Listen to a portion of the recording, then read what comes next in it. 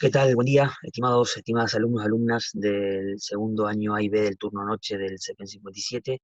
Soy el profesor Marcelo Bonjoan, creo que todos ya me conocen y conozco casi la mayoría del curso.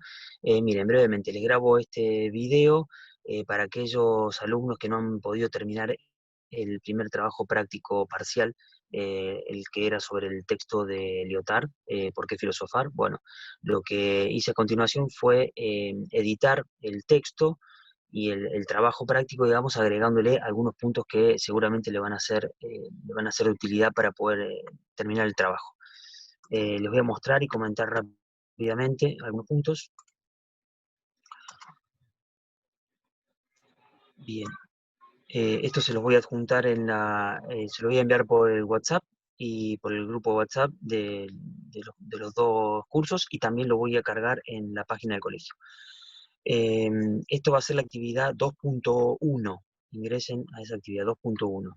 Bueno, acá coloco la fecha de entrega. Me parece que por ahí, bueno, siempre hay que poner una fecha de entrega para que quede claro y que sirva como una referencia, digamos, ¿no?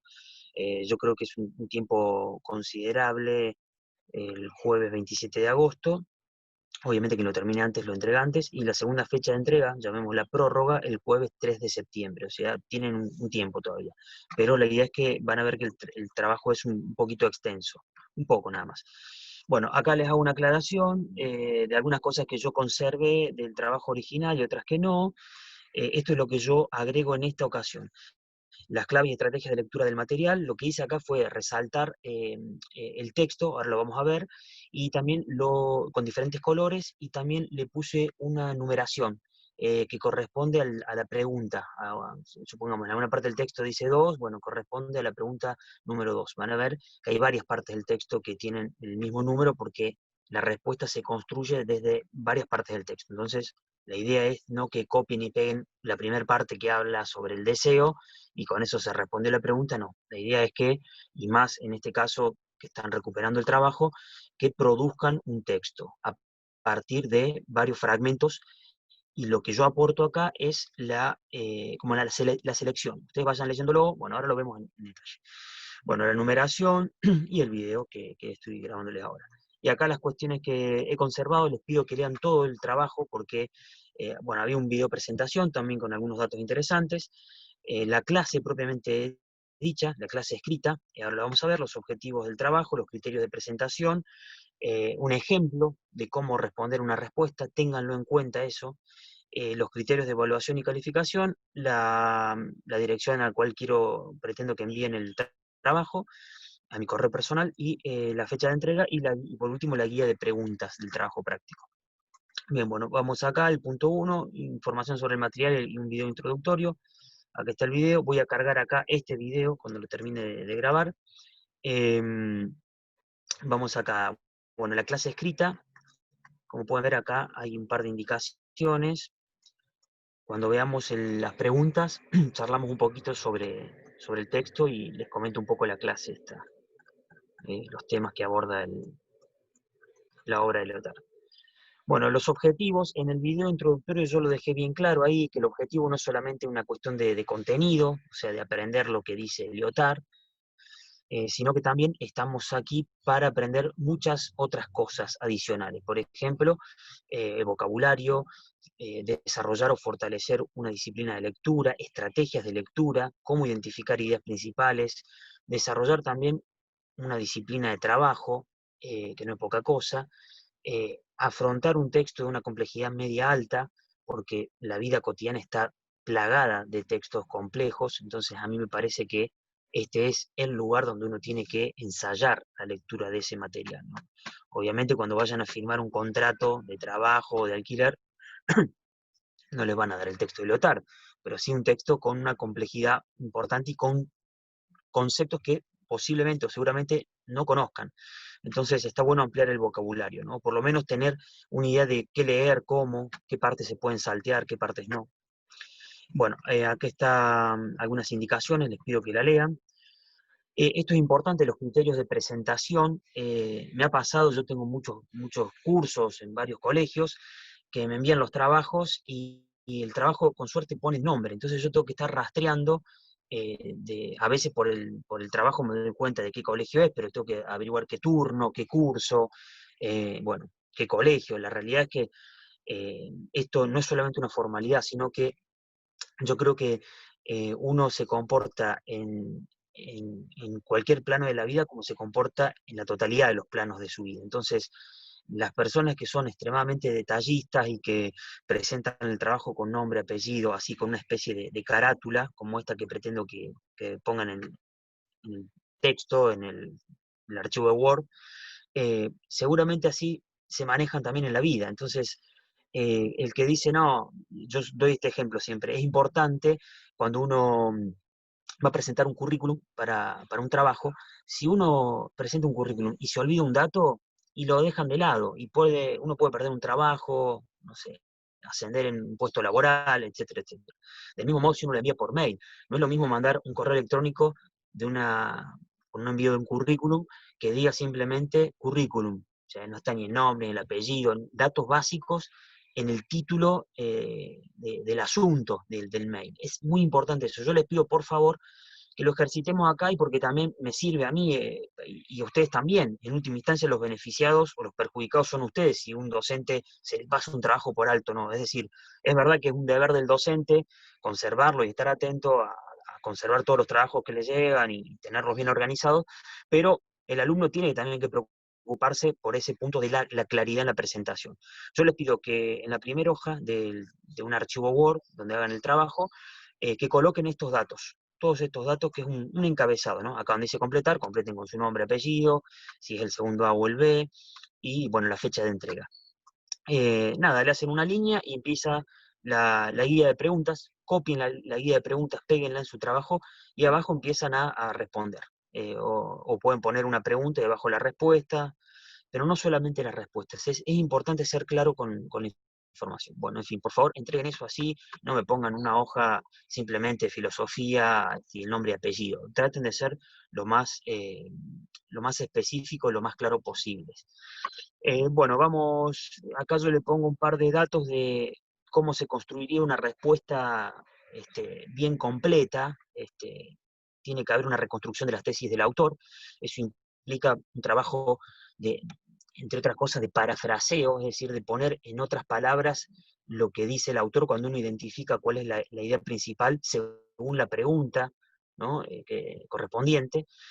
El uso de citas, cuando uno copia parte de un texto, si no lo colocamos bajo un formato que es una cita, es decir, entre comillas y colocando los datos del autor, yo doy un ejemplo ahí, se puede colocar entre paréntesis el apellido del autor, una coma, el año de edición, yo les muestro dónde se puede visualizar el año de edición de la obra, 2 puntos y el número de página.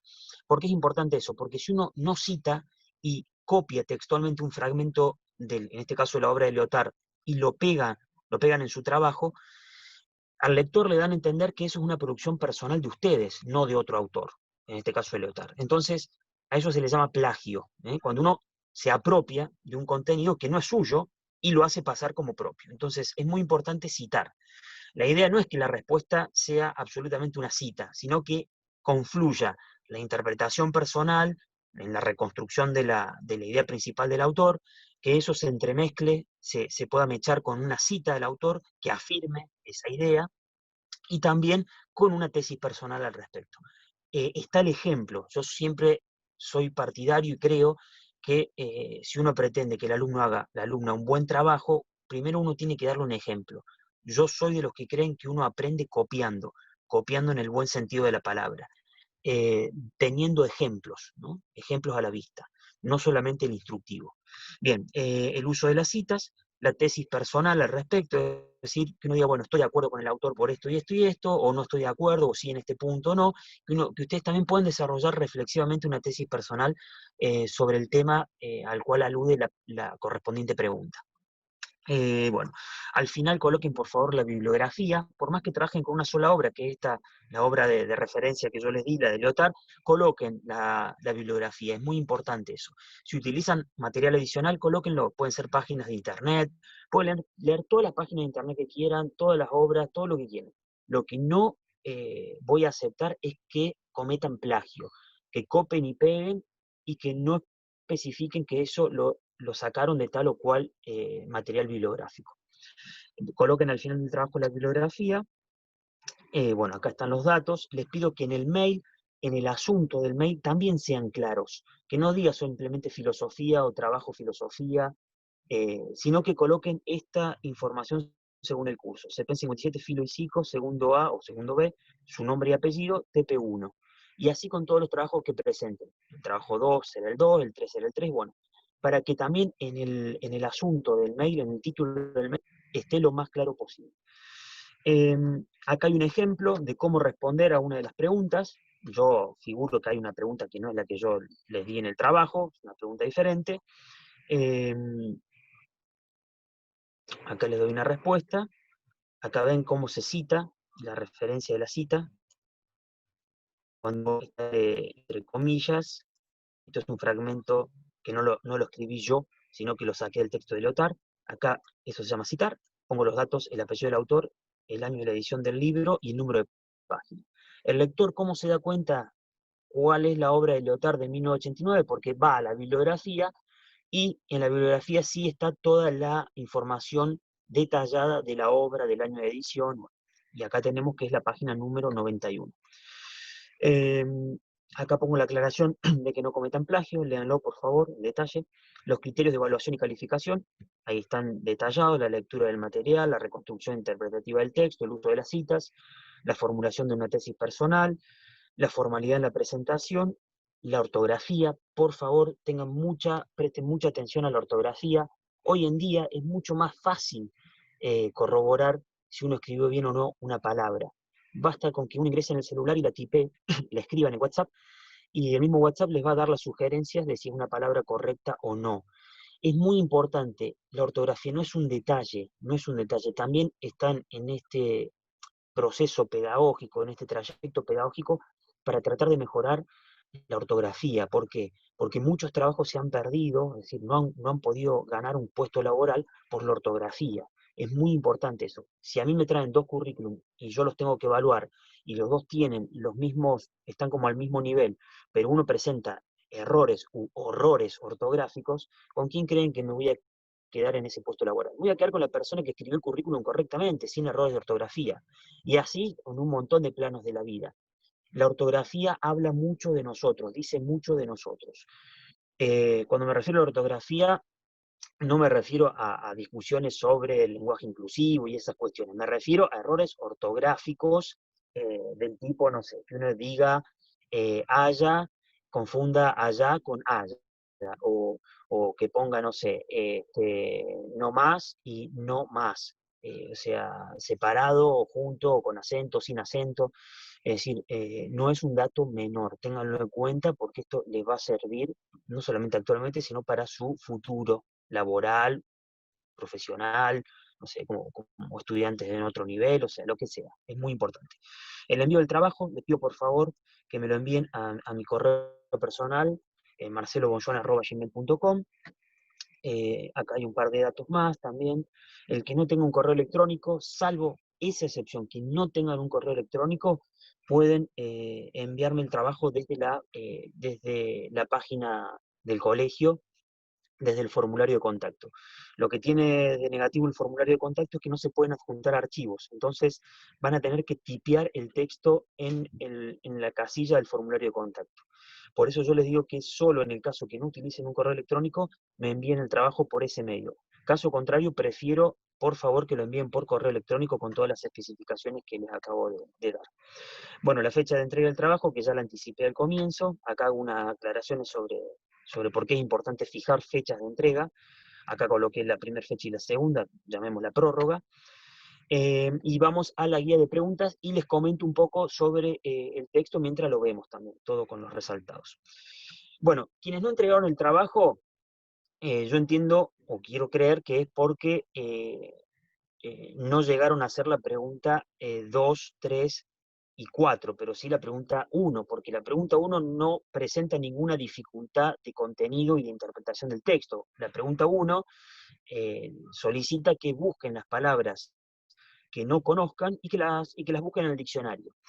Y el punto 1b es que analicen esos párrafos, esos fragmentos de texto, esas oraciones donde se encontraban estas palabras que no entendían, y que respondan, que lo justifiquen, si realmente buscar esa palabra les sirvió o si el contexto de la lectura general, de los otros párrafos que rodean de esa página, o del resto de los fragmentos o párrafos que rodean a esa oración y a ese concepto que no conocían, si eso les aclaró la idea general. Porque a mí lo que me interesa, como uno de los objetivos de este trabajo, es mostrar que la comprensión de un texto no depende de comprender la totalidad de las palabras que uno no conoce. Es decir, no es necesario conocer la totalidad de los conceptos que forman parte del texto y que seguramente no conocen todos. ¿Por qué? Porque la idea general se aclara teniendo una lectura general del texto. Es decir, el autor siempre va a estar rodeando dos o tres ideas y va a volver sobre esa idea. Es como cuando uno se traba en un párrafo y da vuelta a la página y dice en síntesis, y uno dice, ¿para qué me habré quedado tildado 2 horas leyendo un párrafo cuando dando vuelta a la página me dice en síntesis y me aclara la idea? O la sigue profundizando y la idea se aclara posteriormente. Entonces, mi interés está centrado en eso, en que ustedes puedan ver por sí mismos si algunos de esos conceptos, palabras que buscaron, se podía entender la idea sin haberla buscado. Pero primero tienen que hacer esa experiencia, ¿no? Ese trabajo. Bueno, la pregunta número 2, ya ingresamos sí al contenido del texto, dice, ¿qué sostiene Lothar al respecto del deseo y su relación con la filosofía? Y aclaro acá, más allá de lo mencionado en el texto clase sobre el tema, porque yo doy una aclaración en la clase escrita de cuál es la relación entre el deseo y la filosofía. Les comento brevemente, después lo vemos en el texto. Ese es como el tema central que analiza Lyotard. Lyotard, el título del libro se titula ¿Por qué filosofar? Y al comienzo del capítulo 1, Lyotard plantea una distinción entre la pregunta ¿qué es la filosofía? Y ¿por qué filosofar? Nosotros habíamos conversado en los primeros encuentros, los 2 primeros y únicos encuentros presenciales que tuvimos, las clases presenciales, yo le comenté que no hay una sola definición de qué sea la filosofía. Obviamente uno suele pensar, dice, bueno, filosofía, quien haya tenido alguna vez la materia o haya leído algún manual, se la define etimológicamente, es decir, hasta donde se pudo rastrear el origen de la palabra en el tiempo, en el pasado, y filosofía significa amor a la sabiduría. Filo significa amor y sofía significa sabiduría. Lo que plantea Lyotard es que la pregunta ¿qué es? Representa una pregunta que alude a algo estático, alude a un objeto, en este caso entiéndase a un objeto de estudio, pongamos por caso la sabiduría. Y lo que dice Lyotard es, ¿qué es lo que nos debe interesar? ¿Qué es lo que nos debe interesar más? Algo estático como la sabiduría, cuando uno pregunta por el qué es, está preguntando por la cosa. Y cuando uno pregunta por la cosa, eso es algo que en Occidente, en nuestra cultura occidental, siempre se ha ligado a la pregunta por un objeto. Y el objeto es algo que está ahí como estático, petrificado. De hecho, la sabiduría, el concepto sabiduría, se presenta como una totalidad. Es decir, no se presenta como algo parcial. Pero acá viene el detalle. Lyotard dice, la pregunta por qué es la filosofía pone el acento en el objeto y no en el deseo, porque dice, entre la filosofía y el deseo hay una relación que es el philein, que es el desear. El amor y el deseo son dos conceptos interrelacionados. Para Lyotard, uno puede pensar que hay una pregunta mucho más relevante que la pregunta ¿qué es la filosofía? Esa pregunta más relevante es ¿por qué filosofar? La pregunta ¿por qué filosofar? Implica una acción, implica poner el acento en el deseo, en el amor, y no tanto en el objeto deseado. Van a ver que todo el texto hay partes que son extremadamente complejas y trabadas, pero yo las marqué en rojo para que vean que eso se puede saltear, se puede pasar por alto, se puede no leer, se puede omitir, y la idea no se pierde, porque hay partes que uno van a ver que es como una especie de trabalenguas. Lyotard dice que en el fondo ese objeto del deseo en la filosofía no es algo que esté claramente presente. Es más, se presenta como objeto del deseo bajo una modalidad que nos suena un poco contradictoria, que es la modalidad de lo ausente. Y es muy llamativo, cuando uno lee el texto, parece complejo, pero cuando uno lo explica brevemente es muy claro. Miren, Lyotard dice esto, cuando uno desea algo, lo desea porque no lo tiene. Es decir, yo doy un ejemplo en la clase escrita. Nadie puede decir, con un ejemplo de la vida cotidiana, qué ganas que tengo de contemplar un paisaje si estoy en ese preciso momento contemplando un paisaje. Es decir, o que yo dijera, qué ganas que tengo de saborear un chocolate, de comer un chocolate, cuando en ese mismo momento estoy saboreando y comiendo un chocolate. Es decir, no tiene sentido pensar que uno desea lo que ya tiene. Uno desea lo que no tiene, uno desea lo que falta. Entonces acá viene lo interesante de la cuestión. Por un lado, yo identifico el objeto del deseo como algo, es decir, yo sé que deseo tal o cual cosa, es decir, el objeto del deseo está presente en la medida en que yo identifico que deseo algo, ¿sí? Ahora, eso que yo deseo se presenta bajo la modalidad de la ausencia, es decir, yo deseo algo, sí, deseo algo, tengo claro que deseo, eso está presente, el objeto del deseo, aquello que yo deseo, lo reconozco. Si me preguntan, ¿qué estás deseando, Marcelo? Estoy deseando tener vacaciones, contemplar un paisaje, saborear una fruta, no sé. Ahora bien, la deseo ese objeto porque no está presente. Entonces Lyotard dice que la relación de la filosofía con el deseo es una relación que conjuga, que aúna, que hace intervenir dos elementos, la presencia y la ausencia del objeto deseado. Están los dos ahí, en este sentido que yo les acabo de explicar. Entonces acá viene lo interesante. Ahí se responde básicamente parte de la pregunta de la relación entre el deseo y la filosofía. Hay muchas partes en el texto que hablan de eso. ¿Qué pretendo que hagan? Que las rastreen, que yo ya hice ese trabajo en parte, ustedes lo van a tener marcado, y que puedan reconstruir esa idea en sus términos, en sus palabras, utilizando también, mechando entre medio, con alguna que otra cita, ¿sí? Yo les doy un ejemplo, presten mucha atención al ejemplo que yo les di para darse cuenta a qué me refiero. Vamos con la pregunta 3, en la historia que retoma Lyotard sobre el encuentro entre Alcibíades y Sócrates. ¿Qué es lo que pretende Alcibíades de Sócrates? Eso está extremadamente claro. Si ustedes leen el texto y llegan a esa parte, van a ver que hay una relación y hay una pretensión de intercambiar algo, ¿no? Alcibíades y Sócrates comienzan a tener como una especie de relación afectiva y Alcibíades pretende hacer una especie de transacción, ¿no? Pretende intercambiar algo. Él ofrece algo a Sócrates y pretende algo de Sócrates. Yo lo que indico ahí es que ese intercambio es un intercambio imposible, imposible en los términos en que pretende Alcibíades, porque Alcibíades pretende que se le garantice eso que él desea. Y Sócrates le está diciendo, eso que usted desea de mí no es algo que yo pueda garantizar porque no sé si está presente en mí. Lean el texto, yo ahí lo aclaro, no hace falta ponerle mucho misterio, lo que pretende intercambiar es, Alcibiades pretende intercambiar su belleza por la belleza interior que tiene Sócrates, que él identifica con la sabiduría. Y lo que dice Sócrates es que la sabiduría no es algo que esté absolutamente presente y que pueda ser garantizado como tal. Por eso, cuando uno habla de la filosofía como amor a la sabiduría, no puede estar pensando que es el amor a una totalidad, sino más bien que es el amor. Fíjense qué detalle, ¿no? Lyotard dice, en el fondo, lo que deberíamos pretender no es buscar la sabiduría, sino buscar conservar el deseo de la sabiduría. ¿Por qué? Porque el foco de atención está puesto en la búsqueda misma y no en el fin de esa búsqueda. Porque si nosotros concebimos que el fin es una totalidad que se puede agotar en un momento absolutamente, que se puede agotar absolutamente, supongamos el caso de la filosofía, que alguien diga, he alcanzado la sabiduría. ¿Qué significa eso? Que se acabó todo ahí. El sabio que lo sabe todo y que no hay nada más allá de su conocimiento que él no conozca. Si pensamos la sabiduría en esos términos, yo creo que eso es lo más cercano al infierno. Pero eso ocurre también, por ejemplo, para que vean qué importante que es la filosofía en nuestra vida diaria, eso ocurre también con las relaciones afectivas. Esto yo lo charlé en una de las clases. El problema que nosotros cometemos habitualmente como seres humanos y que nos define como seres humanos es que nosotros vamos en búsqueda de el gran objetivo, llamémoslo el otro, la otra, ¿no? De concretizar absolutamente una relación afectiva con el otro, y nosotros, obviamente, lo más natural es que el deseo busca ser saciado.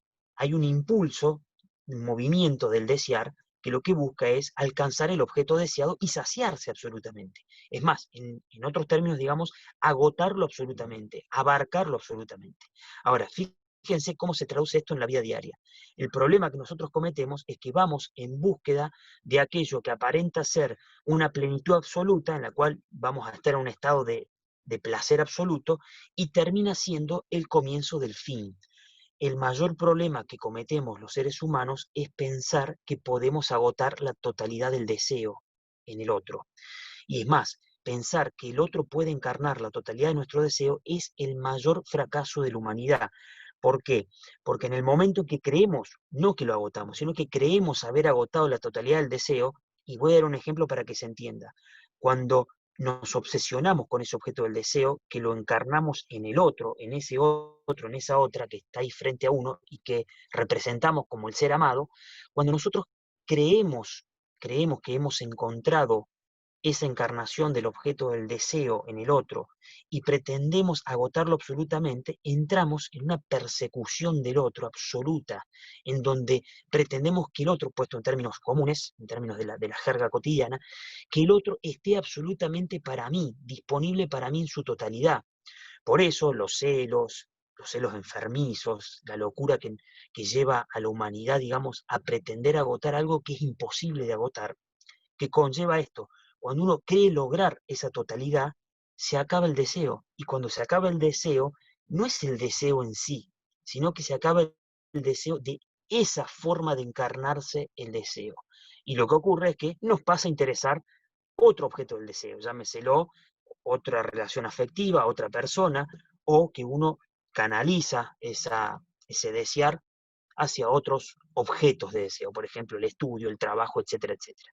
Yo creo que ahí está lo relevante de la filosofía para pensar nuestra vida diaria. No quiero extenderme demasiado más, creo que fue claro. Avancemos con las preguntas. La pregunta número 3b es ¿qué menciona Lyotard sobre la sabiduría en referencia a esta historia? Bueno, ya lo comenté un poco ahí, busquen los fragmentos donde habla sobre el tema, yo se los marqué. La pregunta número 4 es, según Lyotard, ¿qué es lo que pretende el filósofo? Esa quizás es la pregunta más textual que aparece así en el texto. Dice, en el fondo lo que usted y Alcibiades y yo deberíamos buscar es tal cosa. Eso hace falta leer solamente porque está textualmente. Quien pueda agregar una interpretación al respecto, agregándole una cita, bienvenido, es lo que yo pretendo que hagan, ¿no? Bueno, eso sería toda la clase oral que les di, un repaso, y acá les muestro el texto. Esto obviamente en la página donde figura trabajo 1 y 2, no está esto, por eso vayan al punto 2.1, trabajo 2.1. Acá hay una nota que yo les dejo sobre colocar la bibliografía y dónde buscar acá los datos bibliográficos, en esta primera página de los libros, y vamos al texto. Acá está una referencia de los resaltados, yo puse que las partes en rojo son las partes que uno puede tachar, no leer, saltearse, que seguramente contiene partes que no se entienden, eso lo pueden dejar de lado, van a ver que léanlo, o sea, léanlo, pero van a ver que esa parte que posiblemente no entiendan, no va a imposibilitar la comprensión de la idea principal del texto o de esa parte del texto que están leyendo. En verde, la parte más importante, donde yo creo que tienen que prestar atención porque ahí están las ideas principales, y en amarillo, ideas importantes a tener en cuenta, digámoslas así como secundarias, complementarias de lo que está resaltado en verde, ¿sí? Y la parte que están sin resaltar, el texto que está sin resaltar, es un texto que yo les diría que lo lean porque hace las conexiones entre una idea y otra, y porque aporta así una lectura rápida, como ir cerrando, tapando huecos para poder comprender la idea, las ideas principales que presenta Lyotard. Vean el texto, como yo lo he marcado acá, en amarillo, en rojo, en verde. Esto en verde es una parte importante que quiero que fichen. Bueno, acá hay más puntos. Ven que acá yo coloqué el número 2. Ven que acá yo coloqué el número 2, aquí. Bueno, esto significa que aquí hay una parte del texto que va a ayudarles, o les puede servir para citar, para responder la pregunta número 2. Acá también, este fragmento de texto también corresponde a la pregunta número 2. Acá hay texto sin marcar, que le pido que lo lean rápidamente, ¿no? Para poder continuar con el hilo de la argumentación de este filósofo. Acá hay más puntos referentes al punto 2, a la pregunta 2, con una parte en rojo, bueno, y así sucesivamente. Van a ver que yo he marcado todo el texto, partes en amarillo que son ideas complementarias que les va a servir, ¿no? Acá en rojo, y así sucesivamente, ¿no? Todo el texto está marcado para que puedan, ven acá volvemos al punto 2, por eso es importante que ustedes no se queden con la primera parte.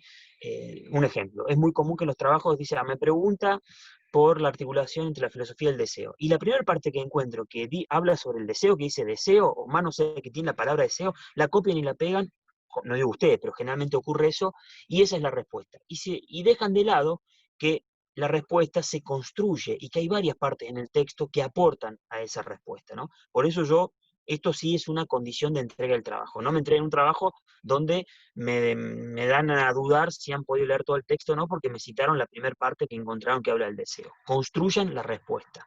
Y en segundo lugar, muy, pero muy importante, que es un error muy común de todos los alumnos, las alumnas, es que pierden la noción de cuál era la pregunta. Entonces, se quedan solamente con el concepto.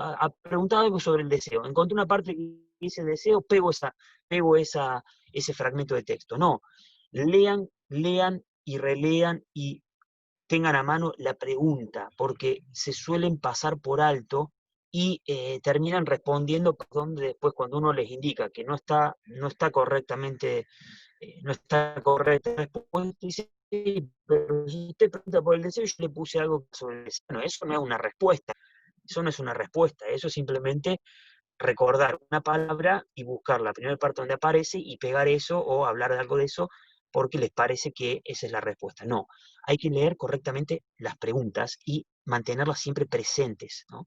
Y estar rastreando eso, no perderse tampoco en los vericuetos de otros temas que posiblemente aborde el autor y que no son los que uno solicita en la pregunta. Eso también es muy importante y nos ayuda a identificar las ideas principales. Parece muy absurdo, muy superficial, pero es uno de los grandes problemas que tenemos, así de simple. No están prestando atención a qué es lo que se les preguntó. Leen la pregunta rápidamente, no prestan atención si pregunta por una confrontación, una relación, si habla de la articulación de dos conceptos o solamente del deseo. Entonces, bueno, presten atención a eso y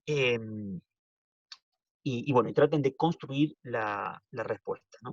Bueno, así termina todo el texto, con las marcas. Venga, acá yo marqué punto 3, algún punto 4 por ahí, algún punto 2 y 3. eh, a ver dónde estaba. ¿Ven? Punto 2 y 4, van a entender que también otro error que uno comete es pensar, decir, pero las respuestas estaban cruzadas también. Bueno, es que el autor no habla de dos cosas totalmente diferentes. Las preguntas siempre refieren a uno o dos temas centrales que están articulados y que por lo tanto uno tiene que tomarse el trabajo de seleccionar. Esto lo voy a tomar para la pregunta 2 y esto lo voy a tomar para la pregunta 4, para la respuesta 4 o la respuesta 2. Bueno, estimados alumnos, alumnas, alumnes, espero que esta clase para quienes tienen que recuperar este trabajo porque no lo entregaron, nadie lo desaprobó, los pocas alumnas, alumnos que lo entregaron, lo aprobaron. Yo lo que les pido es que me demuestren que hacen el esfuerzo de leer el material y de realizar el trabajo de la mejor forma posible. Está todos los datos ahí, cualquier consulta o duda, yo ya estoy en los dos grupos de WhatsApp de los dos cursos, nos comunicamos por ahí, me pueden enviar las consultas por el grupo, por privado. El trabajo también, si no tienen correo electrónico o les resulta más práctico, yo prefiero que sea por correo electrónico, en todo caso por las dos vías, me lo pueden enviar por WhatsApp.